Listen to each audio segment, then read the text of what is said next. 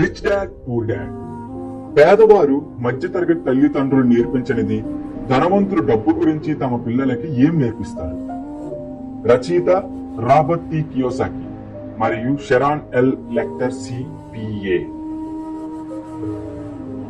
మీరు గొప్ప ధనవంతులే అందరికన్నా ఎత్తులో ఉండాలనుకుంటే మీరు రిచ్ డాడ్ పూర్ డాడ్ తప్పక చదవాలి. దీని వల్ల మీకు మార్కెట్ను గురించి, డబ్బుని గురించి వ్యవహారిక జ్ఞానం పెరుగుతుంది. ఆ విధంగా ఆర్థికంగా భవిష్యత్తులో మీరు బాగుపడగలుగుతారు. జిగ్ జిగ్లర్ ప్రపంచ ప్రఖ్యాతిగాంచిన రచయిత, లెక్చరర్. వ్యక్తిగతంగా ధనం సంపాదించి ఆ ధనాన్ని నిలబెట్టుకోవటం గురించిన రహస్యాలు, తెలివితేటలు కావాలనుకుంటే ఈ పుస్తకం చదవండి. తప్పనిసరి అనుకుంటే మీ పిల్లలకి దీన్ని చదవటానికి లంచం అంటే కావాలంటే డబ్బు రూపంలో ఇవ్వండి. మార్క్ విక్టర్ హెన్సేన్ సహరచయిత, New York Times #1 best selling chicken soup for the soul series కి. రిచ్ డాడ్ పూర్ డాడ్ మామూలుగా డబ్బు గురించి మీరు చదివేలాంటి పుస్తకం కాదు. రిచ్ డాడ్ పూర్ డాడ్ చదవటానికి సులభ శైలిలో ఉంటుంది. ఇందులో కీలకమైన సందేశాలున్నాయి. ధనవంతులు కావాలనుకుంటే ఏకాగ్రత, ధైర్యము ఉండాలంటాడు రచయిత. ఇవి చాలా సులభంగా పాటించగల సలహాలు. హౌనలులు మ్యాగజైన్. నేను చిన్నపిల్లవాడిగా ఉన్నప్పుడే ఈ పుస్తకం చదివుంటే బాగుండేదని అనుకుంటాను. అసలు నా తల్లిదండ్రులు దీన్ని చదివుంటే ఇంకా బాగుండేదేమో. మీ పిల్లలందరికీ ఒక్కొక్క కాపీ కొని ఇవ్వదగిన పుస్తకం ఇది. కొన్ని కాపీలు అదనంగా కొని ఉంచుకుంటే 8 నుంచి 9 ఏళ్లు రాగానే మీ మనవలకి కూడా వాటిని బహుకరించవచ్చు. New brand president tenant check of America. Rich dad poor Dad త్వరగా ధనవంతులు ఎలా అవ్వగలమో చెప్పదు. మీరు మీ ఆర్థిక వ్యవహారాల బాధ్యత ఎలా వహించాలో, డబ్బు మీద అధికారాన్ని సాధించి మీ ఆస్తిపాస్తుల్ని ఎలా మెరుగుపరుచుకోవాలో చెబుతుంది. మీలోని ఆర్థిక ప్రతిభని చైతన్యవంతం చెయ్యాలనుకుంటే దీన్ని చదవండి. డాక్టర్ ఎడ్ ఒకేన్ ఆర్థిక శాస్త్రంలో లెక్చరర్, RMIT విశ్వవిద్యాలయం, మెల్బోర్న్. నేను ఈ పుస్తకాన్ని 20 ఏళ్ల క్రితం చదివి ఉండవలసిందని అనుకుంటున్నాను. లారిసన్ క్లార్క్ డైమండ్ కీ హోమ్స్ అమెరికాలోనే అతివేగంగా పెరుగుతున్న భవన నిర్మాత. భవిష్యత్తులో ధనవంతులు అవ్వాలనుకుంటున్న వారందరూ రిచ్ డాడ్ పూర్ డాడ్ తో మొదలు పెట్టాలి. USA today. ముందు మాట, దీని అవసరం ఉంది. స్కూలు పిల్లల్ని వాస్తవ ప్రపంచానికి సంసిద్ధం చేస్తాయా? కష్టపడి చదువుకుని మంచి మార్కులు తెచ్చుకో. అప్పుడు నువ్వు ఎక్కువ జీతం, మిగతా సౌకర్యాలు ఇవ్వగల ఉద్యోగాన్ని సంపాదించుకుంటావు అని నా తల్లిదండ్రులు అనేవారు. వాళ్ళ జీవిత లక్ష్యం నాకు, నా చెల్లెలికి కాలేజీ చదువు చెప్పించటమే. దాంతో మేము జీవితంలో సాఫల్యం పొందగలమని వాళ్ళ నమ్మకం. 1976లో నేను డిప్లొమా పొందిన తరువాత నా తల్లిదండ్రులు వాళ్ళు అనుకున్నది సాధించారు. ఆ డిప్లొమాలో నేను చాలా మంచి మార్కులు తెచ్చుకుని ఫ్లోరిడా స్టేట్ యూనివర్సిటీలో అకౌంటింగ్ లో నా క్లాసులో పై స్థానాన్ని సంపాదించుకున్నాను. అది వాళ్ళ జీవితంలో ఒక అతి గొప్ప విజయం. వాళ్ళు వేసిన మాస్టర్ ప్లాన్ ప్రకారం నాకు ఒక బిగ్ 8 అకౌంటింగ్ కంపెనీలో ఉద్యోగం వచ్చింది. నేను కూడా ఈ ఉద్యోగంలోనే స్థిరపడిపోయి చాలా ఏళ్లు పనిచేశాక తొందరగా రిటైర్ అవ్వాలని అనుకున్నాను. నా భర్త మైకేల్ కూడా నా పద్ధతిని అనుసరించాడు. మేమిద్దరం కష్టపడి శ్రమించే కుటుంబాల నుంచి వచ్చిన వాళ్ళం. మా వద్ద డబ్బులు ఎక్కువ ఉండేవి కాదు, కానీ నైతిక విలువలకి కట్టుబడి పనిచేసేవాళ్ళం. మైకేల్ కూడా గ్రాడ్యుయేషన్ పూర్తి చేశాడు, కానీ అతను ఇంజనీరింగ్ లోను, న్యాయశాస్త్రంలోను 2 డిగ్రీలు సంపాదించుకున్నాడు. అతనికి చాలా త్వరగా వాషింగ్టన్ DC-లోని ఒక పెద్ద కంపెనీలో ఉద్యోగం వచ్చింది. ఆ కంపెనీ పేటెంట్ లా అంటే ఒక వస్తువుపై సర్వహక్కులు ప్రతిష్ఠించుకునే న్యాయ సూత్రం కి సంబంధించిన విషయాల్లో ప్రత్యేకత సాధించింది. ఆ కంపెనీలో చేరితే అతని భవిష్యత్తు దివ్యంగా ఉంటుందని, తను చేపట్టిన వృత్తి నిరాటంకంగా సాగుతుందని, త్వరగా రిటైర్ అయ్యే అవకాశం ఉంటుందని అనిపించింది. మేమిద్దరం ఆ వృత్తి ఉద్యోగాల్లో సాఫల్యం సాధించినప్పటికీ ఆ ఉద్యోగాలు మేము అనుకున్నట్టుగా లేవు. మేమిద్దరం చాలా సార్లు ఉద్యోగాలు మారాం. ప్రతిసారి సరైన కారణం ఉంటూనే ఉంది, కానీ ఏ ఉద్యోగంలోనూ మాకు పెన్షన్ సౌకర్యం మాత్రం దొరకలేదు. రిటైర్మెంట్ తర్వాత దొరకబోయే మొత్తం మా జీతాల నుంచి వెనకిస్తున్న డబ్బే. మైకేల్, నేను, మా 3 పిల్లలు వెరసి మా కుటుంబం చాలా సంతోషంగా ఉండేవాళ్ళం. మా పెళ్లి ఎంతో విజయవంతం అయిందనే అనాలి. నేను ఇది రాస్తున్న ఈ సమయంలో 2 పిల్లలు కాలేజీలోను, ఒకరు ఇప్పుడిప్పుడే హై స్కూల్ మొదలు పెడుతూనూ ఉన్నారు. మా పిల్లలకి అన్నింటికన్నా మంచి చదువులు చెప్పించడం కోసం మేము బోలెడంత డబ్బు ఖర్చు పెట్టాల్సి వస్తుంది. 1968లో ఒక రోజు మా పిల్లల్లో ఒకడు స్కూలు గురించి ఎంతో నిరాశతో ఇంటికి వచ్చాడు. వాడికి చదువు అంటే విసుగు, అలసట కలిగాయి. వాడు విసుగ్గా, నేను జీవితంలో ఎన్నడూ ఉపయోగించబోని విషయాలని చదువుతూ నా సమయాన్ని ఎందుకు వృధా చేసుకోవాలి అన్నాడు. ఏమాత్రం ముందాలోచన లేకుండా, నీకు మంచి మార్కులు రాకపోతే కాలేజీలో నీకు సీటు రాదు అందుకు అన్నాను. నేను కాలేజీలో చదువుకున్నా చదువుకోకపోయినా డబ్బు మాత్రం తప్పక సంపాదిస్తాను అన్నాడు వాడు. నేను మాతృ సహజమైన గాబరాతో, నువ్వు కాలేజీ డిగ్రీ తెచ్చుకోనట్టయితే నీకు మంచి ఉద్యోగం రాదు, నీకు మంచి ఉద్యోగం దొరకకపోతే ఇక డబ్బు ఎలా సంపాదించగలవు అన్నాను. మా అబ్బాయి వంకర నవ్వు నవ్వుతూ విసుగ్గా తల అడ్డంగా ఆడించాడు. మా మధ్య ఇలాంటి సంభాషణ ఇంతకు ముందు కూడా చాలా సార్లు జరిగింది. వాడు తలదించి కళ్ళు గుండ్రంగా తిప్పాడు. తల్లిగా నేను చెప్పిన మంచి మాటలు వాడు మళ్లీ పెడచెవిన పెట్టాడు. ఎంతో చురుకైన వాడు, దృఢ సంకల్పం ఉన్నవాడు అయినప్పటికీ వాడికి మంచి మర్యాద బాగానే తెలుసు. ఇక వాడు నాకు లెక్చర్ ఇవ్వటం మొదలు పెట్టాడు. అమ్మా, కాలానికి తగినట్టుగా మారాలి నువ్వు. నీ చుట్టూ ఒకసారి చూడు. లోకంలో ఉన్న అతి గొప్ప ధనికులు చదువు వల్ల ఆ డబ్బు సంపాదించలేదు. మైకేల్ జోర్డాన్ సుప్రసిద్ధ బాస్కెట్బాల్ ఆటగాడు, మడోనా విశ్వవిఖ్యాత గాయకురాలు, వాళ్ళని చూడు. చివరికి బిల్ గేట్స్ సంపన్నులలో సంపన్నుడు కూడా హార్వర్డ్ లో చదవడం మానేసి మైక్రోసాఫ్ట్ ని స్థాపించాడు. ఈ రోజు ఆయన అమెరికాలో ఉన్న వాళ్ళందరిలో ధనికుడు. ఇంకా ఆయన వయసు 40 లోపే. ఒక బేస్బాల్ ఆటగాడు సంవత్సరానికి 4 మిలియన్లు సంపాదిస్తున్నాడు. అతను బుద్ధిమాంద్యం ఉన్నవాడట. చాలా సేపటి దాకా మా ఇద్దరి మధ్య మౌన రాజ్యమేలింది. నాకు నా తల్లిదండ్రులు ఇచ్చిన సలహానే నేను నా కొడుక్కి ఇస్తున్నానన్న విషయం నాకు అర్థం కాసాగింది. మన చుట్టూ ఉన్న ప్రపంచం మారిన సలహాలో మాత్రం ఏ మార్పు లేదు. మంచి చదువు చదవటం, మంచి మార్కులు తెచ్చుకోవటం ప్రస్తుతం విజయాన్ని నిర్ధారించలేవు. ఈ విషయాన్ని మా పిల్లలు తప్ప ఇంకెవరూ గమనించినట్టు తోచదు. వాడు మళ్లీ మాట్లాడసాగాడు. అమ్మా, నాకు నీలాగా నాన్నలాగా అంత కష్టపడి పని చెయ్యాలని లేదు. మీరిద్దరూ బోల్డంత డబ్బు సంపాదిస్తున్నారు. మనం పెద్ద ఇంట్లో ఉంటున్నాం. మా దగ్గర బోల్డని బొమ్మలు, ఆట వస్తువులు ఉన్నాయి. నేను నీ సలహా పాటిస్తే నేను కూడా నీలాగే తయారవుతాను. ఇంకా కష్టపడి పని చేయటం, ఇంకా ఎక్కువ పన్నులు కట్టడం, అప్పుల్లో మునగటం. ప్రస్తుతం ఉద్యోగాలు ఎల్లకాలం నిలకడగా ఉండటం లేదు. ఎప్పటికప్పుడు కంపెనీ ఎదుర్కొనే పరిస్థితులను బట్టి తమకి అవసరమైనంత మందిని మాత్రమే ఉద్యోగంలో ఉంచి మిగతా వారిని తీసివేస్తారని నాకు తెలుసు. మీరు కాలేజీ చదువు తర్వాత సంపాదించిన దానికన్నా ఈ రోజు డిగ్రీలు సంపాదించుకున్న వాళ్ళు తక్కువ సంపాదిస్తున్నారని నాకు తెలుసు. డాక్టర్లనే చూడు, మునుపటిలా వాళ్ళు డబ్బు సంపాదించలేకపోతున్నారు. నేను రిటైర్ అయ్యాక సోషల్ సెక్యూరిటీ మీద, కంపెనీ ఇచ్చే పెన్షన్ల మీద బతకలేదని నాకు తెలుసు. నాకు కొత్త సమాధానాలు కావాలి. వాడు చెప్పింది సబబే. వాడికి కొత్త సమాధానాలు కావాలి. నాకు కూడాను. 1945 ముందు పుట్టిన వాళ్ళకి నా తల్లిదండ్రుల సలహా లాంటివి పనికి వచ్చాయేమో కానీ వేగంగా మారుతున్న ఈనాటి ప్రపంచంలో ఇప్పుడు పుట్టి పెరుగుతున్న వారికి అవి చాలా భయంకరమైన పరిణామాల్ని ఇచ్చే అవకాశం ఉంది.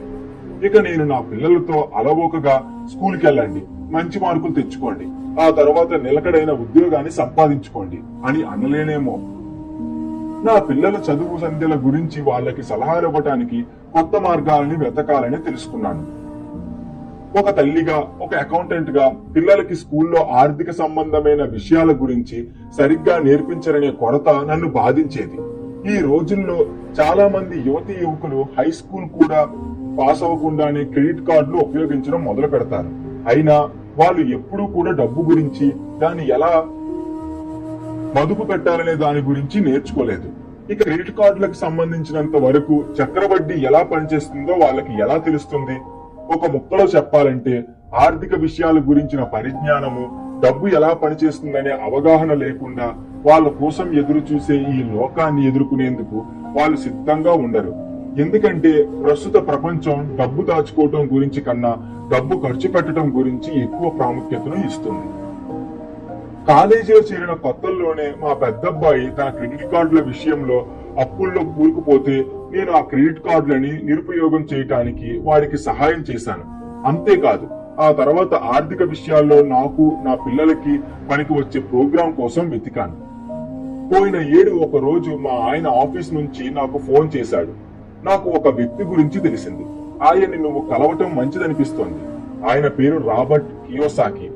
ఆయన ఒక వ్యాపారి, పెట్టుబడిదారు. శిక్షణకు సంబంధించిన ఒక కొత్త కార్యక్రమాన్ని ఆయన రూపొందించాడు. దానిపై తనకున్న ప్రత్యేక హక్కులను స్థిరపరిచే అధికార పత్రం, పేటెంట్ కోసం అర్జీ పెట్టుకున్నాడు. నువ్వు ఇన్నాళ్లు వెతుకుతున్నది అలాంటి శిక్షణకు సంబంధించిన ప్రొడక్టే అనుకుంటున్నాను అన్నాడు. సరిగ్గా నేను ఇలాంటి దానికోసమే వెతుకుతున్నాను. మెయిన్ హెడ్డింగ్: రాబర్ట్ కియోసాకి తయారు చేస్తున్న నగదు కదలిక అంటే క్యాష్ ఫ్లో అనే ఈ శిక్షణకు సంబంధించిన కార్యక్రమం నా భర్త మైక్ ని ఎంతగా అబ్బురపరిచిందంటే ఆయన దాన్ని పరీక్షించే తరుణంలో మేమిద్దరం కూడా పాల్గొనే ఏర్పాటు చేశాడు. అది శిక్షణకి సంబంధించిన ఒక ఆట అవటంతో 19 ఏళ్ల మా అమ్మాయిని కూడా రమ్మన్నాను. తమ స్థానిక విశ్వవిద్యాలయంలో మొదటి సంవత్సరంలో చదువుతుంది. తనని రమ్మని అడగగానే వస్తానంది. ఒక 15 మందిని 3 గ్రూపులుగా విభజించి పరీక్షలో పాల్గొనమన్నారు. మైక్ నిజమే చెప్పాడు. నేను వెతుకుతున్నది ఇటువంటి దానికోసమే. కానీ అందులోనూ ఒక తిరకాసు ఉంది. అది రంగురంగుల మేనిపోల్ బోర్డు లాగా ఉంది. దాని మధ్యలో చక్కగా డ్రెస్ చేయబడి ఉన్న ఒక పెద్ద ఎలుక ఉంది. కానీ మోనోపోలీ ఆటలాగా కాకుండా ఇందులో 2 దారులున్నాయి. ఒకటి లోపల, ఒకటి బయట. ఆట ఆడేవాళ్ళు లోపలున్న దారిలోంచి బయటపడాలి. ఈ దారిని రాబర్ట్ ర్యాట్ రేస్, ఎడతెగని పోటీ అని పేరు పెట్టాడు. అలా బయటపడి బయట ఉన్న దారిలోకి రావాలి. దీని పేరు ఫాస్ట్ ట్రాక్, త్వరలో గమ్యం. రాబర్ట్ చెప్పిన ప్రకారం ఈ ఫాస్ట్ ట్రాక్ నిజ జీవితంలో ధనవంతులు ఎలా ప్రవర్తిస్తారో అనే దాన్ని అభినయిస్తుంది. ఆ తర్వాత రాబర్ట్ ఎడతెగని పోటీ అంటే ర్యాట్ రేస్ అనే మాటకి నిర్వచనం చెప్పాడు. మీరు గనుక లోకంలో సగటు చదువు సంధ్యలు పొంది కష్టపడి పనిచేసే మనిషిని చూస్తే అతని దారి ఈ లోపలి దారిలాగే కనిపిస్తుంది. పిల్లవాడు పుడతాడు, స్కూల్కి వెళ్తాడు. పిల్లవాడు మంచి మార్కులతో పాస్ అయి చక్కగా చదువుకుంటే తల్లిదండ్రులు ఉప్పొంగిపోతారు. అతనికి కాలేజీలో సీటు వస్తుంది. అతను డిగ్రీ సంపాదించుకుంటాడు. అన్ని పద్ధతి ప్రకారం చదువుకుని పాస్ అవుతాడు. ఆ తర్వాత మంచి నిలకడైన ఉద్యోగాన్నో వృత్తినో ఎంచుకుంటాడు. అతనికి ఆ ఉద్యోగం దొరుకుతుంది. డాక్టరో, న్యాయవాదో అనుకుందాం, లేదా సైన్యంలో చేరొచ్చు, ప్రభుత్వ ఉద్యోగంలో చేరొచ్చు. సాధారణంగా అతను వెంటనే డబ్బు సంపాదించడం మొదలు పెడతాడు. బోలెడన్ని బ్యాంక్ క్రెడిట్ కార్డులు అతని దగ్గరికి చేరుతాయి. ఇక ఇంతకు ముందే అతను షాపింగ్ మొదలుపెట్టి ఉండకపోతే అప్పుడు ఎడాపెడా అతను కొనుగోలు చేయటం ప్రారంభమవుతుంది. ఖర్చు పెట్టడానికి చేతి నిండా డబ్బుంటే పిల్లలు మిగతా పిల్లలు వెళ్లే చోట్లకి వెళ్లి సరదాగా కాలక్షేపం చేస్తారు. అక్కడ వాళ్ళకి కొత్త స్నేహితులు దొరుకుతారు. అమ్మాయిలు, అబ్బాయిలు డేటింగ్ చేస్తారు. ఒక్కోసారి ఆ స్నేహాలు పెళ్లిగా కూడా మారుతాయి. ఈ రోజుల్లో జీవితం అద్భుతంగా ఉంటుంది. ఎందుకంటే ఆడ, మగ ఇద్దరు ఉద్యోగాలు చేసుకుంటున్నారు. 2 సంపాదనలు ఎంతో ఆనందాన్ని ఇస్తాయి. వాళ్ళకి తాము సాఫల్యం పొందామన్న భావన కలుగుతుంది. భవిష్యత్తు ఎంతో అందంగా కనబడుతుంది. ఇక వాళ్ళు టెలివిజన్, కారు, ఇల్లు కొనుక్కోవాలని, సెలవు పెట్టి విహారయాత్రలకి వెళ్లాలని, పిల్లల్ని కనాలని నిర్ణయించుకుంటారు. వాళ్ళ జీవితాల్లో ఆనందాన్ని నింపే చిన్నారులు పుట్టుకొస్తారు. ఇక డబ్బు అవసరాలు విపరీతంగా పెరగటం మొదలవుతుంది.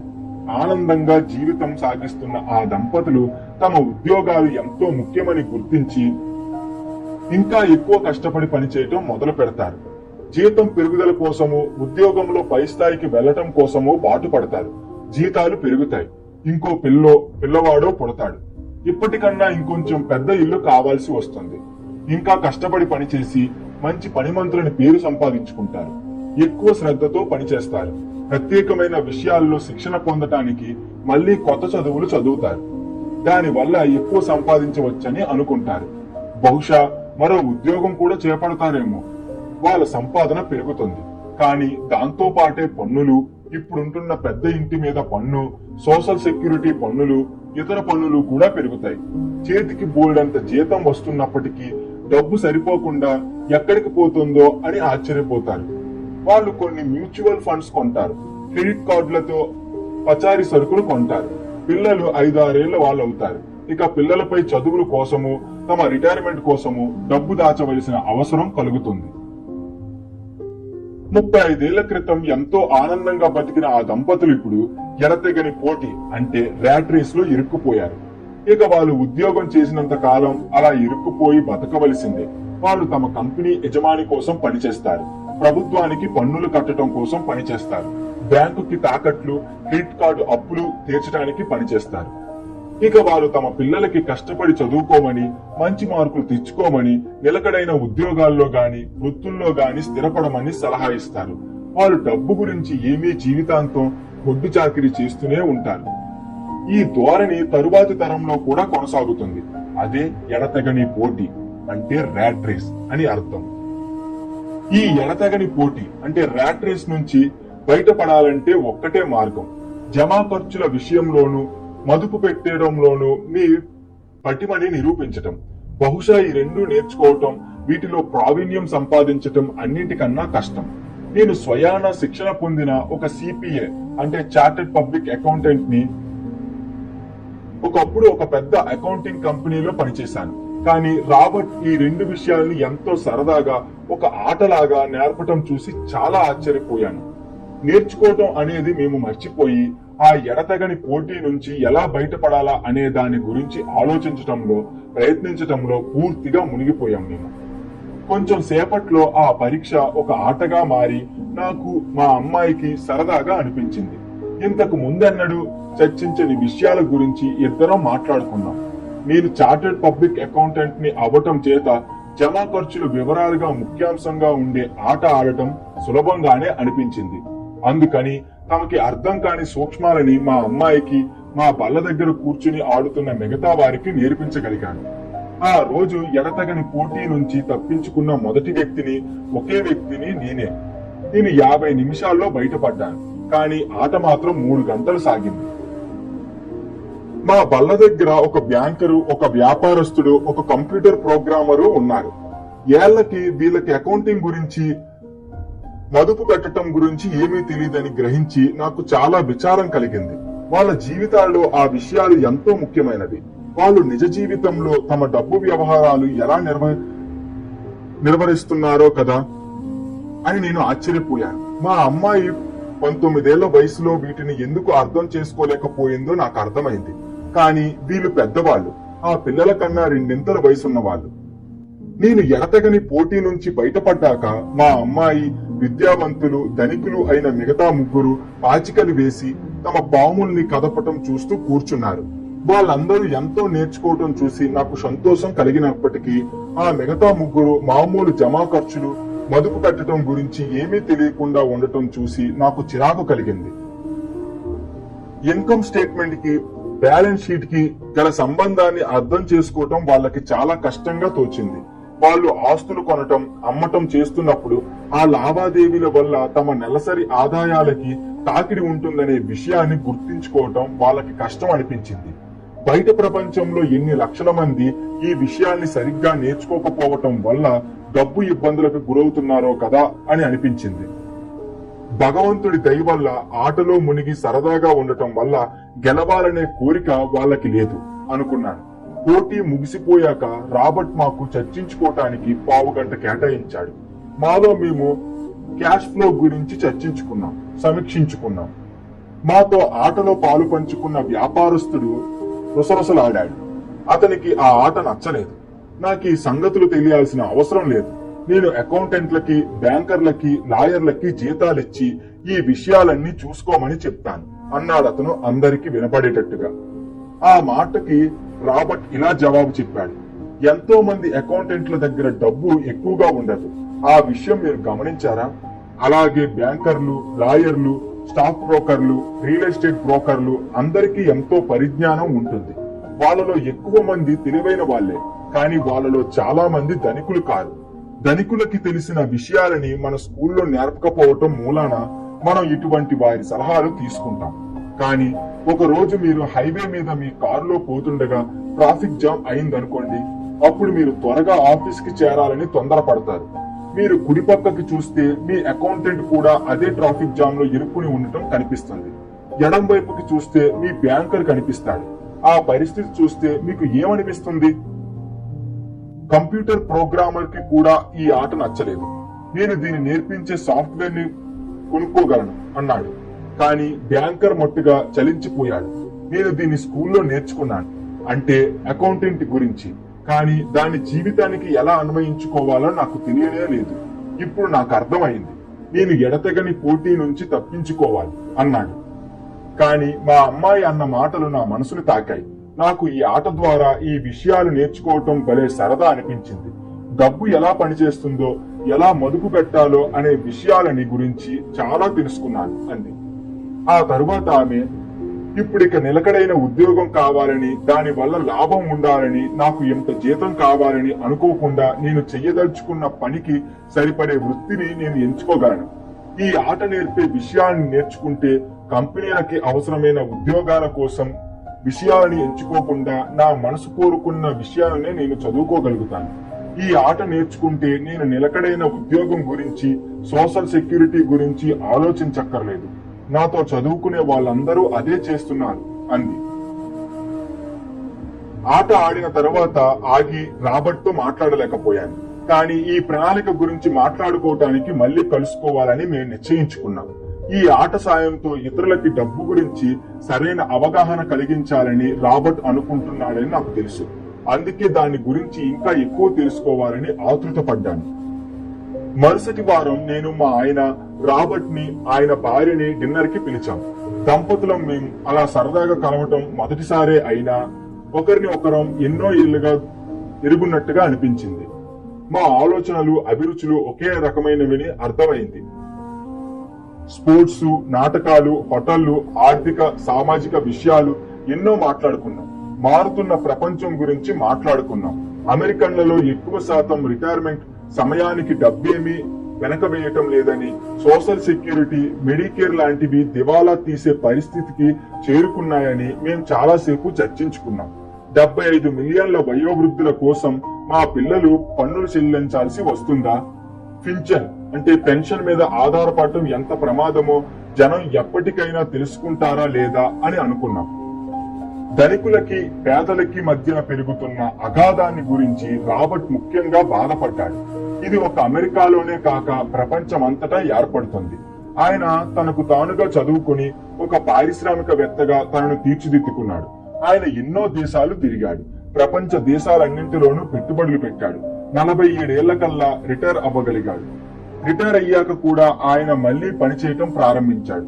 ఎందుకంటే నా పిల్లల గురించి నాకున్న ఆందోళనే ఆయనకి లోకంలోని యువత గురించి ఉంది. లోకం మారిందని, కానీ చదువు దానితో పాటు మారలేదని ఆయనకి తెలుసు. ఆయన ఉద్దేశంలో పిల్లలు తాత ముత్తాతల నాటి పద్ధతుల్లోనే ఏళ్ల తరబడి చదువుకుంటారు. వాళ్ళు చదువుకునే విషయాలని ఎన్నడూ ఉపయోగించుకోరు.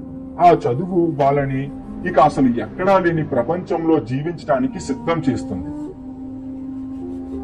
ఈ రోజు మీరు మీ పిల్లలకి ఇవ్వగల అతి ప్రమాదకరమైన సలహా స్కూల్లో చదువుకుని మంచి మార్కులు తెచ్చుకుని నిలకడైన ఉద్యోగాన్ని సంపాదించుకోండి అనేది అంటాడు ఆయన. అది పాతబడిపోయిన సలహా, పనికిరాని సలహా. ఆసియాలో, యూరోప్ లో, దక్షిణ అమెరికాలో ఏం జరుగుతుందో గమనిస్తే మీరు కూడా నాలాగే విచారిస్తారు. అది పనికిమాలిన సలహా అని ఆయన ఎందుకంటాడంటే, మీ పిల్లలకి భవిష్యత్తులో డబ్బు ఇబ్బందులు ఉండకుండా హాయిగా జీవితం సాగిపోవాలంటే పాత నియమాలని అనుసరించడం సరైన పద్ధతి కాదు. అది చాలా ప్రమాదకరం అనేది ఆయన నమ్మకం. పాత నియమాలంటే అర్థం ఏమిటని ఆయన్ని అడిగాను. నాలాంటి వారు మీరు అనుసరించే నియమాలకి భిన్నమైన వాటిని అనుసరిస్తారు. ఒక సంస్థ కొందరు ఉద్యోగస్తులని పనిలోంచి తీసేస్తున్నానని ప్రకటించిందనుకోండి, అప్పుడప్పుడు ఏమవుతుంది అన్నాడు రాబర్ట్.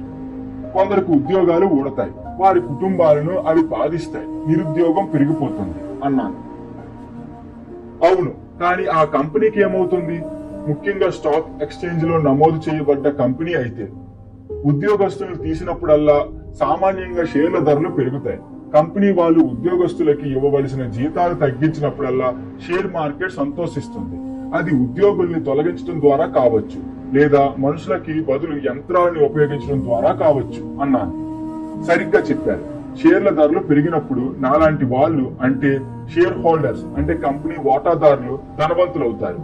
ఇంకో రకమైన నియమాలు ఏంటంటే అలాంటివే, ఉద్యోగస్తులు నష్టపోతారు, యజమానులు, పెట్టుబడిదారులు బాగుపడతారు అన్నాడు రాబర్ట్. రాబర్ట్ ఉద్యోగికి, యజమానికి ఉన్న తేడానే కాక ఎవరి భవిష్యత్తుని వాళ్ళే నిర్మించుకోవటంలోనూ, ఆ భవిష్యత్తు మీద తమ అదుపు ఏమాత్రం లేకుండా దాని ఇతరుల దయా దాక్షిణ్యాల మీద వదిలేయటానికి ఉన్న తేడాని కూడా వివరించాడు. కానీ చాలా మంది దీన్ని సులభంగా అర్థం చేసుకోలేరు. అలా జరగటం అన్యాయమని మాత్రం అనుకుంటారు అన్నాను. అందుకే ఒక పిల్లవాడికి చక్కగా చదువుకో అని చెప్పటం బుద్ధి లేని మాట అని అంటున్నాను.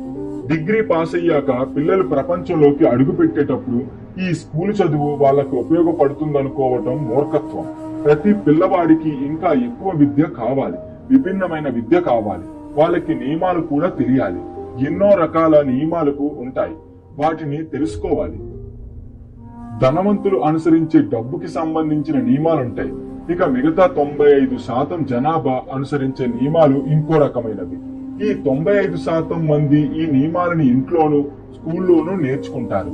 అందుకే ఈ రోజుల్లో పిల్లలకి బాగా చదువుకుని ఉద్యోగం సంపాదించుకోండి అని చెప్పటం ప్రమాదకరం.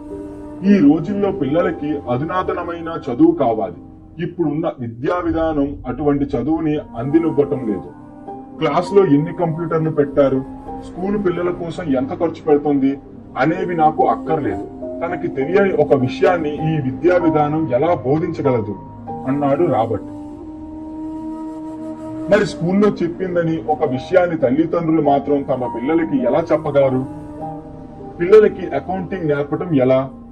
వాళ్ళకి బోరు కొట్టదా? తల్లిదండ్రుల స్థానంలో ఉన్న మీకే పెట్టుబడి పెట్టే ధైర్యము తెగింపు లేనప్పుడు దాన్ని మీ పిల్లలకి ఎలా నేర్పగలుగుతారు? నా పిల్లలకి సాత్విగా జీవించటం ఎలాగో నేర్పటం బదులు తెలివిగా తమ జీవితాన్ని మలుచుకోవటం ఎలాగో నేర్పించాలని నిర్ణయించుకున్నాను. అయితే డబ్బు గురించి మనం చర్చించుకున్న మిగతా విషయాల గురించి పిల్లలకి ఎలా నేర్పాలి? తల్లిదండ్రులకి ఈ విషయాలు తెలియకపోతే వాళ్ళకి వీటిని సులభంగా తెలియజేసే మార్గం ఏమిటి అని రాబర్ట్ ని అడిగాను. నేను ఈ విషయం మీద ఒక పుస్తకం రాశాను అన్నాడు ఆయన. ఏది, ఎక్కడుంది? నా కంప్యూటర్ లో ఉంది. అప్పుడప్పుడు నా మనసులో తోచినవి రాసినది అక్కడొకటి విడివిడిగా ఉన్నాయి. వాటికే మళ్ళీ కొత్త ఆలోచనలు వచ్చినప్పుడు చేరుస్తూ పోతున్నాను. అన్ని ఒక చోట ఇంకా చేర్చలేదు. ఇంతకు ముందు నేను రాసిన పుస్తకం బెస్ట్ సెల్లర్, అత్యంత అధికంగా అమ్ముడుపోయిన పుస్తకం అయిన తరువాత నేను దీన్ని మొదలు పెట్టాను. కానీ అది ముక్కలు ముక్కలుగా ఉంది. ఆ ముక్కల్ని ఒక చోట కూర్చాలి అన్నాడు ఆయన. అవును, ఆయన చెప్పినట్టే ఆ పుస్తకం చెదురు మరుదుగా ఉంది. అలా విడివిడిగా ఉన్న అంశాలని చదివాక ఆ పుస్తకం గొప్పగా ఉందని, అందులోని విషయాలు అందరికీ తెలియాలని, ముఖ్యంగా మారుతున్న ఈ సంధికాలంలో దాని అవసరం ఎంతైనా ఉందని అనిపించింది. దాంతో నేను రాబర్ట్ కలిసి ఆ పుస్తకాన్ని రాయాలని నిశ్చయించుకున్నాం. పిల్లలకి డబ్బుని గురించిన సమాచారం ఎంతవరకు అందించాలని అనుకుంటున్నారు మీరు అని నేను రాబర్ట్ ని అడిగాను. అది పిల్లవాడిని బట్టి ఉంటుందన్నాడు రాబర్ట్. ఆయన తను చిన్నపిల్లవాడుగా ఉన్నప్పుడే బాగా ధనం సంపాదించాలని అనుకున్నానని, తన అదృష్టం బాగుండి ఒక ఆయన తండ్రిలా ఆదుకుని ఆ కళని తనకి నేర్పించాడని చెప్పాడు. చదువు విజయానికి పునాది అంటాడు రాబర్ట్. స్కూల్లో నేర్చుకునే విద్య ఎంత ముఖ్యమో, డబ్బు గురించిన విషయాలలో దక్షత, దాని గురించి మాట్లాడటంలోనూ నేర్పు అంతే ముఖ్యం. ఆర్థిక ప్రావీణ్యం, సంభాషణ చతురత అత్యవసరం. ఇక తరువాతి కథ రాబర్ట్ ఇద్దరు తండ్రుల గురించి. రిచ్ డాడ్ గురించి, పూర్ డాడ్ గురించి. ఒకరు ధనవంతుడు, మరొకరు పేదవారు. ఈ కథలో ఆయన తన జీవితం అంతా కష్టపడి సంపాదించుకున్న ప్రావీణ్యం గురించి వివరించాడు. ఇద్దరు తల్లిదండ్రుల్లోనూ ఉన్న తేడా ఒక ముఖ్యమైన దృష్టికోణాన్ని మన ముందుంచుతుంది. ఈ పుస్తకం తీసుకురావటంలో నా పాత్ర కూడా ఉంది. దీన్ని నేను సమర్థించాను. సంపాదకత్వ బాధ్యత నిర్వహించాను, ఏర్చి కూర్చాను. దీన్ని చదివే అకౌంటెంట్లు ఎవరికైనా నేను చెప్పేది ఒకటే: మీరు పుస్తకాలు చదివి సంపాదించుకున్న జ్ఞానాన్నంతా పక్కన పెట్టండి. రాబర్ట్ ఇందులో చెప్పిన సిద్ధాంతాన్ని నిష్పక్షపాతంగా చదవండి. నిజమే, వీటిలో చాలా మట్టుగా సాధారణంగా అందరూ అంగీకరిస్తూ వస్తున్న అకౌంటింగ్ సిద్ధాంతాలని సవాల్ చేసివిగా కనిపించవచ్చు. అయినప్పటికీ నిజమైన పెట్టుబడిదారులు తమ పెట్టుబడి గురించి చేసే నిర్ణయాలని ఏ విధంగా విశ్లేషించుకుంటారు అనే విషయాలని గురించి ఈ పుస్తకం మనకి విలువైన పరిజ్ఞానాన్ని అందిస్తుంది. తల్లిదండ్రులు పిల్లల్ని స్కూలుకెళ్లి చక్కగా చదువుకుని మంచి మార్కులు, ఆ తర్వాత మంచి ఉద్యోగం తెచ్చుకోండి అనటం మన సంస్కృతిలో ఒక అలవాటుగా తయారైంది. ఎప్పుడూ అదే సరైన పద్ధతి అనుకుంటూ వచ్చాం. నేను రాబర్ట్ ని మొదటిసారి కలుసుకున్నప్పుడు అతని ఆలోచనలు నన్ను ఆశ్చర్యచకితురాల్ని చేశాయి. అతను ఇద్దరు తండ్రుల దగ్గర పెరగటం చేత 2 విభిన్న లక్ష్యాలను సాధించమని వారిద్దరూ నేర్పారు. చదువుకున్న తండ్రి ఏదైనా సంస్థలో ఉద్యోగం చెయ్యమని చెప్పాడు. రిచ్ డాడ్ అతన్ని ఒక సంస్థకి యజమానిని కమ్మని చెప్పాడు. ఈ 2 జీవిత లక్ష్యాలని చేరుకోవాలంటే విద్య అవసరం, కానీ చదువుకునే విషయాలు మాత్రం పూర్తిగా భిన్నమైనవి. రాబర్ట్ చదువుకున్న తండ్రి అతని తెలివితేటలు సంపాదించుకోమని చెప్పాడు. అతని రిచ్ డాడ్ తెలివైన పని వాళ్ళ చేత ఎలా పని చేయించుకోవాలో నేర్పాడు. ఆ దిశగా ప్రోత్సహించాడు. ఇద్దరు తల్లిదండ్రులు ఉండటం వల్ల రాబర్ట్ కి ఎన్నో సమస్యలు తలెత్తాయి. రాబర్ట్ అసలు తండ్రి హవాయి స్టేట్ లోని శిక్షణా విభాగానికి సూపరింటెండెంట్ గా పనిచేసేవాడు.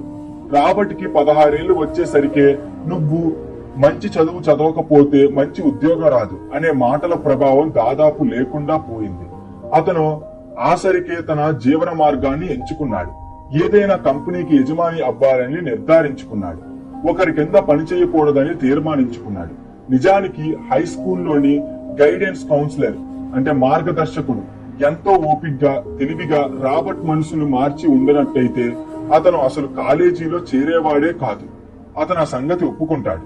అతను త్వరగా ఆస్తుల్ని సమకూర్చుకోవాలనుకున్నాడు, కానీ చివరికి కాలేజీ చదువు కూడా తనకి లభిస్తుందనే విషయాన్ని ఒప్పుకోక తప్పలేదు. నిజం చెప్పాలంటే ఈ పుస్తకంలో వెలుబుచ్చిన అభిప్రాయాల్లో చాలా మంది తల్లిదండ్రులకి అతిశయోక్తి, తీవ్రవాదము కనిపించవచ్చు. అసలు తల్లిదండ్రులకి పిల్లల్ని స్కూల్లో బుద్ధిగా చదువుకునేటట్టు చేయటమే కష్టంగా ఉంటుంది. కానీ మారుతున్న పరిస్థితుల దృష్ట్యా తల్లిదండ్రులమైన మనం కొత్త ఆలోచనలకి భయపడకుండా చెప్పే అభిప్రాయాలకి స్వాగతం పలకాలి. పిల్లల్ని ఉద్యోగస్తులుగా తయారవ్వమని ప్రోత్సహించడం అంటే వాళ్ళకి అవసరమైన దానికన్నా ఎక్కువ పనులు కట్టమని, ఆ ఉద్యోగాల నుంచి దాదాపు పింఛన్ కోసం ఎదురు చూడమని సలహా ఇవ్వటమే. పన్నులు ఒక వ్యక్తి జీవితంలో పెట్టే అతిపెద్ద ఖర్చు అనే దానిలో సందేహం లేదు. నిజానికి ఎన్నో కుటుంబాలు తమ పన్నులు చెల్లించడం కోసమే జనవరి నుంచి మే నెల సగం వరకు ప్రభుత్వ సంస్థలో ఉద్యోగాలు చేస్తారు. కొత్త ఆలోచనల అవసరం ఎంతైనా ఉంది. ఈ పుస్తకం మీకు వాటిని అందిస్తుంది. ధనవంతులు తమ పిల్లలకి నేర్పే విద్య భిన్నంగా ఉంటుందంటాడు రాబర్ట్. వాళ్ళు భోజనాల బల్ల దగ్గర కూర్చున్నప్పుడు ఇంట్లోనే తమ పిల్లలకి అన్ని నేర్పుతారు. వాళ్ళు చెప్పే విషయాలు, వాళ్ళ ఆలోచనలు మీరు మీ పిల్లలకి నేర్పాలని అనుకునేవి కాకపోవచ్చు, కానీ వాటిని ఈ పుస్తకంలో చూస్తున్నందుకు మీకు ధన్యవాదాలు. నా సలహా ఏమిటంటే మీరు అలా వెతుకుతూనే ఉండండి. ఒక తల్లిగా, ఒక చార్టెడ్ పబ్లిక్ అకౌంటెంట్ గా నా అభిప్రాయంలో మంచి మార్కులు తెచ్చుకోవటం, మంచి ఉద్యోగం తెచ్చుకోవటం అనేవి పాతతరం ఆలోచనలు. మనం పిల్లలకి ఇంకా అధునాతనమైన ఆలోచనలు అందించాలి. మనకి కొత్త ఆలోచనలు, మరో రకమైన చదువు అవసరం. బహుశా మంచి ఉద్యోగస్తులుగాను, సొంత కంపెనీలు పెట్టి వాటికి యాజమాన్యం వహించే వారు గాను తయారవ్వటానికి కృషి చెయ్యమని మన పిల్లలకి చెప్పటం అన్నింటికన్నా మంచిదేమో. ఈ పుస్తకం మిగతా తల్లిదండ్రులకు ఉపయోగకరంగా ఉండగలదని ఒక తల్లిగా ఆశిస్తున్నాను.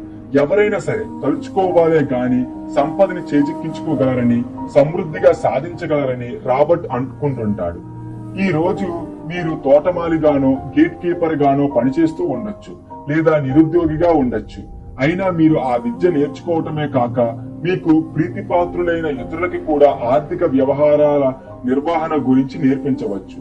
ఆర్థిక విషయాల్లో తెలివితేటలు కలిగి ఉండటం అనేది మన ఆర్థిక సమస్యల్ని పరిష్కరించుకునే ఒక ఆలోచన విధానమని గుర్తుంచుకోండి. ఇంతకు ముందెన్నడూ మనం ఎదుర్కోనటువంటి మార్పులు ప్రపంచ వ్యాప్తంగాను సాంకేతిక పరిజ్ఞాన రంగంలోనూ ఎదుర్కోవలసిన పరిస్థితి ఏర్పడింది. ఎవరి దగ్గర భవిష్యత్తులో ఏం జరుగుతుందో చెప్పే మాయాగోళం లేదు. కానీ ఒకటి మట్టుగా స్పష్టంగా తెలుస్తుంది: మనం ఊహించలేనటువంటి మార్పులు భవిష్యత్తులో జరగనున్నాయి. రేపు ఏం జరుగుతుందో ఎవరు చెప్పగలరు? కానీ ఏం జరిగినప్పటికీ మనకి 2 ప్రాథమిక మార్గాలున్నాయి: తప్పించుకుని బతకటం, లేదా ఆర్థిక విషయాల్లో మీలోనూ మీ పిల్లల్లోనూ ఉన్న ప్రతిభను మేల్కొల్పటానికి వచ్చే విద్యను నేర్చుకుని ఆ మార్పుని తెలివిగా ఎదుర్కోవటానికి సంసిద్ధులు కావటం. వారి అభిప్రాయాల్ని రెండింటినీ బేరీజు వేసుకుని నా అంతట నేనే ఏదో ఒక దాన్ని స్వీకరించాలని అనుకున్నాను. అసలు సమస్య ఏమిటంటే అప్పటికీ ధనవంతుడు నిజంగా ధనవంతుడుగాను, పేదవాడు పేదవాడుగానే తయారవ్వలేదు. వాళ్ళిద్దరూ అప్పుడప్పుడే తమ వృత్తుల్లోకి దిగారు. ఇద్దరూ తమ కుటుంబాలతోనూ డబ్బుతోనూ ఇంకా కుస్తీ పడుతున్నారు. కానీ డబ్బు గురించి వాళ్లకున్న అభిప్రాయాలు మాత్రం చాలా భిన్నమైనవి. ఉదాహరణకి ఒక ఆయన ఇలా అనేవాడు, డబ్బు పాపిష్టిది, ధనదాహమే అన్ని అరిష్టాలకి మూలం. ఇంకో ఆయన డబ్బు లేకపోవటమే అన్ని అరిష్టాలకి మూలం అనేవాడు. పెరిగే వయసులో ఇద్దరు తల్లిదండ్రులు నన్ను తమ అభిప్రాయాలతో విపరీతంగా ప్రభావితం చేస్తూ ఉంటే భరించడం నాకు కష్టమైంది. నేను ఒక మంచి బాలుడిలా వాళ్ళు చెప్పినట్టు వినాలని అనుకున్నాను. కానీ వాళ్ళిద్దరూ ఒకే మాట మీద ఉండేవారు కాదు. వాళ్ళిద్దరి అభిప్రాయాల్లో ఉన్న వ్యత్యాసం ముఖ్యంగా డబ్బు విషయంలో మరీ తీవ్రంగా ఉండేది. దాని వల్ల నాకు కుతూహలము తికమక కలిగేది. వాళ్ళిద్దరూ ఏమంటున్నారో అర్థం చేసుకునేందుకు నేను గంటలు గంటలు ఆలోచిస్తూ గడపటం మొదలు పెట్టాను. నాకు తీరిక దొరికినప్పుడల్లా ఎక్కువ సమయం ఆలోచించటంతోనే గడిచిపోయేది. నన్ను నేను ఇలా ప్రశ్నించుకునేవాణ్ణి, ఆయన ఇలా అలా ఎందుకు అంటుంటాడు అని ఒక ఆయన గురించి ప్రశ్నించుకుని మళ్ళీ అదే ప్రశ్న రెండో ఆయన గురించి కూడా నాకు నేను వేసుకునేవాణ్ణి. అవును, ఆయన చెప్పింది నిజమే, నేను ఒప్పుకుంటాను అని అనుకుంటే సరిపోయేది. లేదా ఈ ముసలాయనకి తనేమనుకుంటున్నాడో తనకే తెలియదు అనుకుని ఆయన అభిప్రాయాన్ని కాదన్నా సులువుగానే ఉండేది. కానీ నా విషయంలో నాకు ఇద్దరు తండ్రులున్నారు.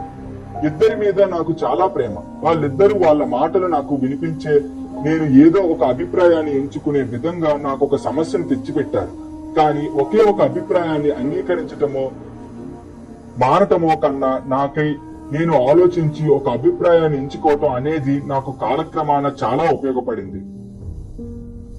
ధనవంతులు ఇంకా ధనవంతులుగా అవ్వటానికి, పేదవాళ్ళు ఇంకా నిరుపేదలుగా మారటానికి, మధ్యతరగతి వారు అప్పులు పాలై సతమతం అవటానికి గల ముఖ్య కారణాల్లో ఒకటి డబ్బుకు సంబంధించిన విషయాలు స్కూళ్లలో కాక ఇళ్లలో నేర్పించడమే. మనలో చాలా మందిని డబ్బు వ్యవహారాల గురించి మన తల్లిదండ్రుల దగ్గరే నేర్చుకుంటాం. మరి ఒక పేదవాడు తన పిల్లలకి డబ్బు గురించి ఎలా చెప్పగలుగుతాడు? రోజు స్కూల్కి వెళ్లి బాగా చదువుకో అంటాడు. ఆ పిల్లవాడో చాలా మంచి మార్కులతో పాస్ అవుతాడు. కానీ అతని ఆర్థిక ప్రణాళికలన్నీ ఒక పేదవాడి ఆలోచన ధోరణితోనే రూపుదిద్దుకుంటాయి. దాన్ని అతను చిన్నపిల్లవాడుగా ఉన్నప్పటి నుండి ఇంట్లో నేర్చుకుంటాడు. డబ్బు వ్యవహారాలని స్కూల్లో నేర్పదు. స్కూళ్లలో విద్యకి, వృత్తులకి సంబంధించిన ప్రావీణ్యాన్నే నేర్పుతారు. కానీ ఆర్థిక విషయాల్లో నైపుణ్యాన్ని నేర్పరు. ఎంతో తెలివిగల బ్యాంకు నిర్వాహకులు, డాక్టర్లు, అకౌంటెంట్లు స్కూళ్లలోనూ కాలేజీల్లోనూ ఎంతో మంది మార్కులతో పాస్ అయి కూడా జీవితం అంతా డబ్బు కోసం ఎంతో ఇబ్బంది పడటం మనం చూస్తే ఈ విషయం మనకి అర్థమవుతుంది. మన దేశంలో గొప్ప చదువులు చదువుకున్న రాజకీయవేత్తలు, ప్రభుత్వాధికారులు ఉన్నారు. ఆర్థిక వ్యవహారాల్లో ఎటువంటి శిక్షణ పొంది ఉండకపోవటం చేత వాళ్ళు ఆర్థిక విషయాల గురించి తీసుకునే నిర్ణయాలు మన దేశాన్న ఇక అప్పుల్లో ముంచేయటంలో సందేహం లేదు. నేను తరచూ కొన్ని సహస్రాబ్దిలో రాబోయే సమస్యల గురించి ఆలోచిస్తుంటాను. మనకుండే కోట్ల మంది జనానికి ఆర్థిక సహాయం, వైద్య సహాయం అవసరం అవుతుంది. వారిని మనం ఎలా అందుకోగలమో అని ఆందోళన చెందుతుంటాను. వాళ్ళంతా డబ్బు కోసం తమ కుటుంబాల మీదో ప్రభుత్వం మీదో ఆధారపడవలసి వస్తుంది. మెడికేర్, సోషల్ సెక్యూరిటీ వంటి సంస్థలు దివాలా తీస్తే ఏమవుతుంది? ఇంకా డబ్బు విషయాలని నేర్పి పనిని తల్లిదండ్రులకే వదిలిపెడితే ఈ దేశం మనుగడ ఎలా సాగిస్తుంది? తల్లిదండ్రుల్లో చాలా భాగం ప్రస్తుతం పేదవాళ్ళు లేదా రేపు పేదవాళ్లుగా మారబోయేవాళ్ళు. నాకు ఇద్దరి తల్లిదండ్రులుండి ఇద్దరు దృఢమైన వ్యక్తిత్వం గలవారవటం చేత నేను వాళ్ళిద్దరి దగ్గర నేర్చుకున్నాను. ఇద్దరి సలహాల గురించి ఆలోచించాల్సిన పరిస్థితి ఏర్పడింది. దాని వల్ల ఒక వ్యక్తి మీద అతని ఆలోచనలు ఎంత ప్రభావాన్ని, శక్తిని చూపుతాయో ఎంతో చక్కగా అర్థం చేసుకున్నాను. ఉదాహరణకి ఒక ఆయన నేను దాన్ని కొనలేను అని ఎప్పుడూ అంటూ ఉండేవాడు. ఇంకో ఆయన అటువంటి మాటలు ఎన్నడూ అనవద్దని హెచ్చరించేవాడు. అలా అనే బదులు నేను దాన్ని ఎలా కొనగలుగుతాను అని అనమనేవాడు. ఒకటి కథనం, రెండోది ప్రశ్న. ఒకటి మిమ్మల్ని సమస్య నుంచి విడిపిస్తుంది, రెండోది మిమ్మల్ని ఆలోచింపజేస్తుంది.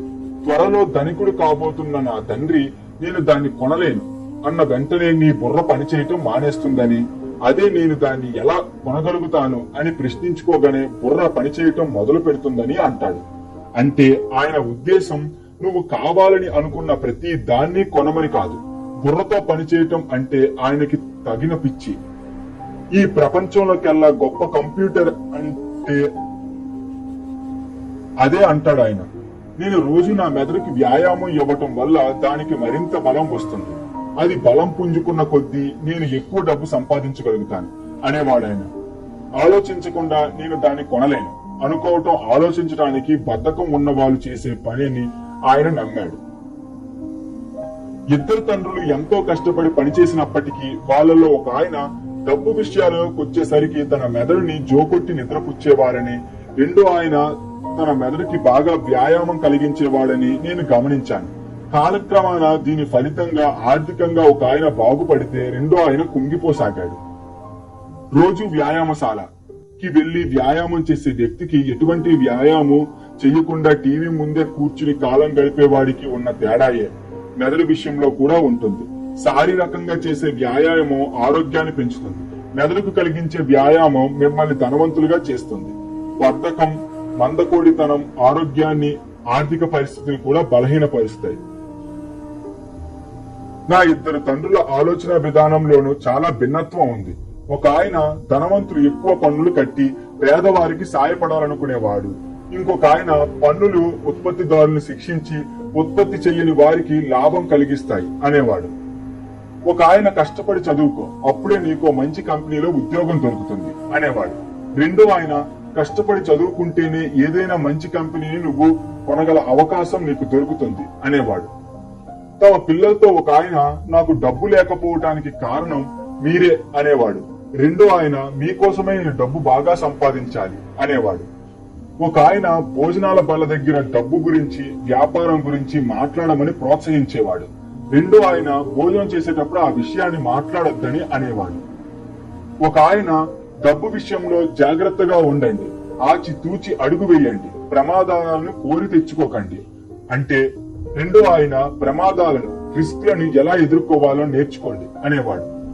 మన ఇల్లే మనకున్న గొప్ప ఆస్తి, అన్నింటికన్నా పెద్ద పెట్టుబడి అని ఒక ఆయన నమ్మితే, రెండో ఆయన నా ఇల్లు నా బాధ్యత, మీ ఇల్లు మీకున్న అతిపెద్ద పెట్టుబడి అయినట్టయితే మీరు చిక్కుల్లో పడ్డట్టే అనేవాడు.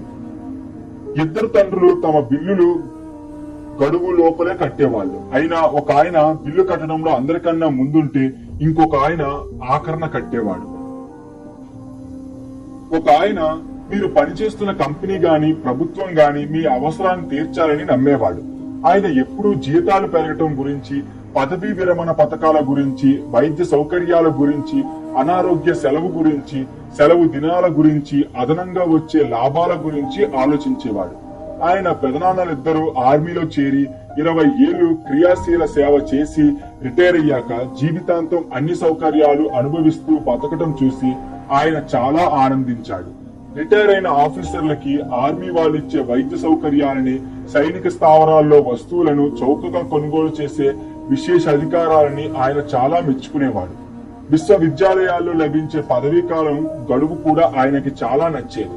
జీవితంలో నికార్సైన ఉద్యోగం, దాని వల్ల కలిగే లాభాలు ఉద్యోగం కన్నా కూడా ముఖ్యమైనవిగా ఒక్కోసారి ఆయనకి తోచేవి.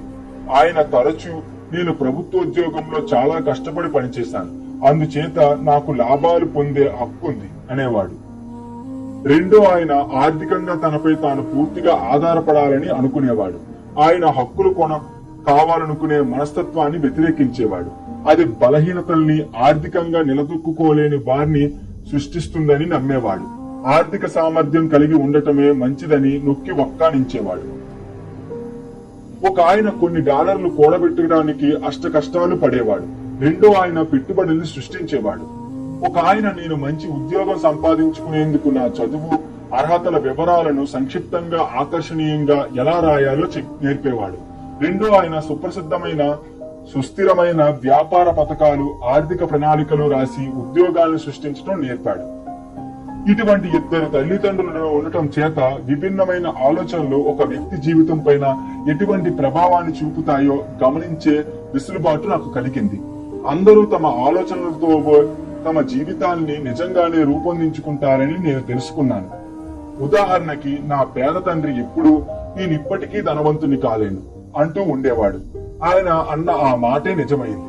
మరో పక్క ధనవంతుడైన నా తండ్రి తన గురించి ఎప్పుడు మాట్లాడినా ధనవంతుననే చెప్పుకునేవాడు.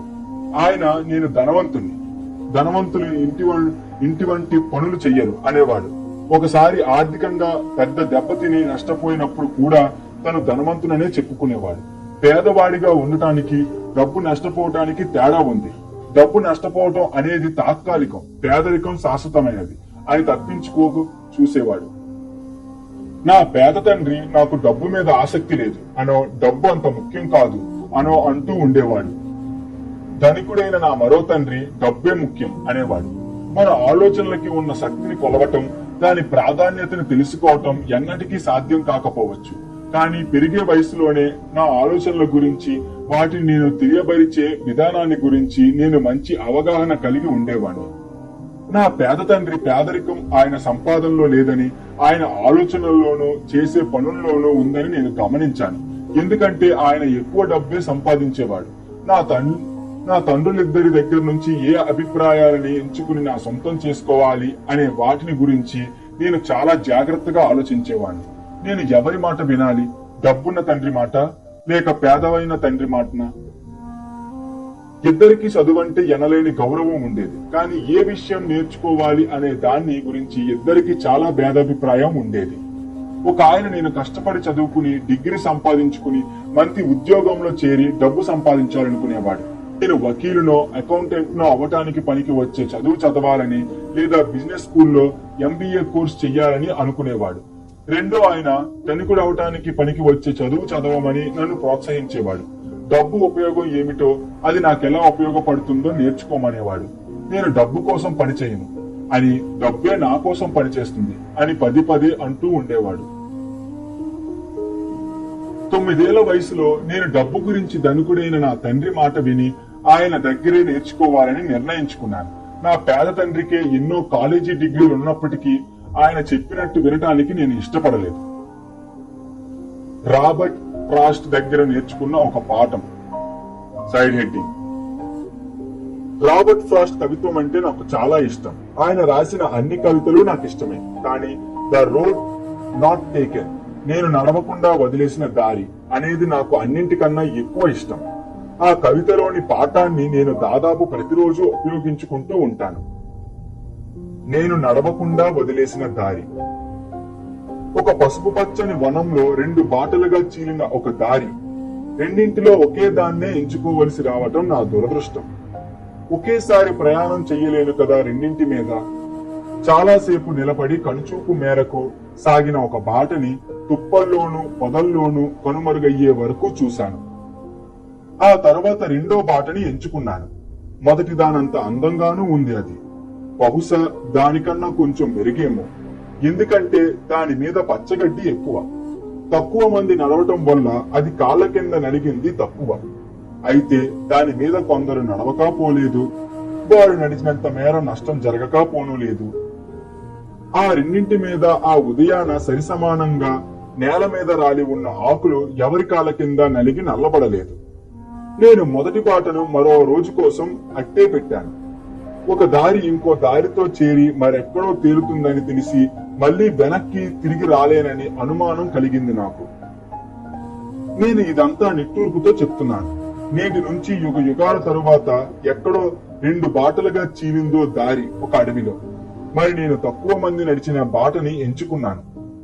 వచ్చింది దాని వల్లే తేడా అంతా, వచ్చిన తేడా అంతా దాని వల్లే. Robert Frost. అవును, దాని వల్ల చాలా తేడా వచ్చింది. ఈ నేలలో చాలా సార్లు రాబర్ట్ ఫ్రాస్ట్ రాసిన ఈ కవిత గురించి ఆలోచించాను.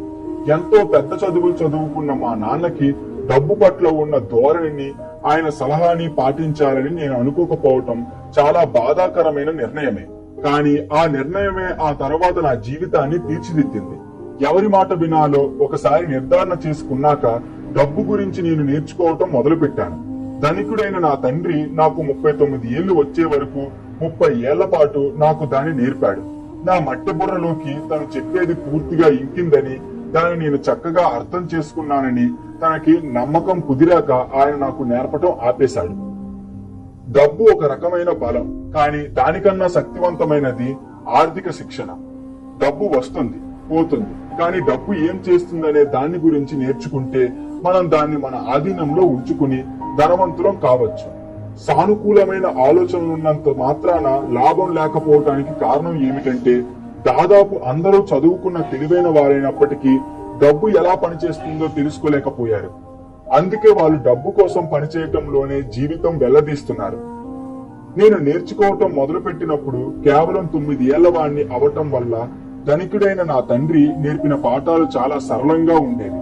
తీరా అంతా అయ్యాక చూస్తే మొత్తం ఉన్నవి ముఖ్యంగా 6 పాఠాలే. వాటినే 30 ఏళ్ల పాటు మళ్లీ మళ్లీ నేర్చుకున్నాను. ఈ పుస్తకం ఆ 6 పాఠాల గురించే. మా నాన్న నాకు నేర్పినంత సరళంగాను నేను వాటిని ఇందులో పొందుపరచడానికి ప్రయత్నించాను. ఈ పాఠాలు ప్రశ్నలకి సమాధానాలు లాంటివి కావు, కేవలం మార్గదర్శకాలు మాత్రమే. ప్రపంచంలో ఏ మార్పులు వచ్చినప్పటికీ, ఎంత అనిశ్చిత వాతావరణం ఉన్నప్పటికీ ఈ పాఠాలు మీరు మీ పిల్లలు ధనవంతులుగా అవ్వటానికి సాయపడతాయి. ఆరు పాఠాలు ఒక్కసారి చూసుకుందాం.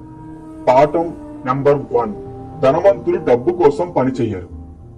పాఠం నంబర్ 2, డబ్బు గురించి మనం ఎందుకు నేర్చుకోవాలి. పాఠం నంబర్ 3, నీ పని నువ్వు చేసుకో. పాఠం నంబర్ 4, పన్నుల చరిత్ర, కార్పొరేషన్ల శక్తి. పాఠం నంబర్ 5, ధనికులు డబ్బుని సృష్టిస్తారు. పాఠం నంబర్ 6, నేర్చుకోవటానికి పని చెయ్యి, డబ్బు కోసం పని చెయ్యకు. సో దట్స్ ఇట్ ఫ్రెండ్స్, ఇక్కడతో ఈ చాప్టర్ నిలిపేయడం జరుగుతుంది. సో మీ అందరికి ఈ బుక్ నచ్చింది అండ్ నా రీడింగ్ కూడా బాగా అర్థమవుతుందని అనుకుంటున్నాను. సో ఈ వీడియో మీకు నచ్చింది కాబట్టి వెంటనే లైక్ చేసేయండి, మీ ఫ్రెండ్స్ కి ఫ్యామిలీస్ కి షేర్ చేసేసి వాళ్ళ టైం ని సేవ్ చేసేయండి. అదే విధంగా ఈ పుస్తకం ఎలా అనిపించిందో కింద కామెంట్ సెక్షన్ లో తప్పకుండా కామెంట్ చేయండి. మీ యొక్క కమెంట్స్ అండ్ లైక్సే కదా నాకు రియల్ హ్యాపీనెస్. సో అందుకే కమెంట్ చేయడం మాత్రం ఎట్టి పరిస్థితుల్లో మర్చిపోద్దు. అండ్ మళ్ళీ వచ్చి పార్ట్ 2 వీడియోలో కలుసుకుందాం. అంతవరకు సెలవు, బాయ్, గ్రాషియస్.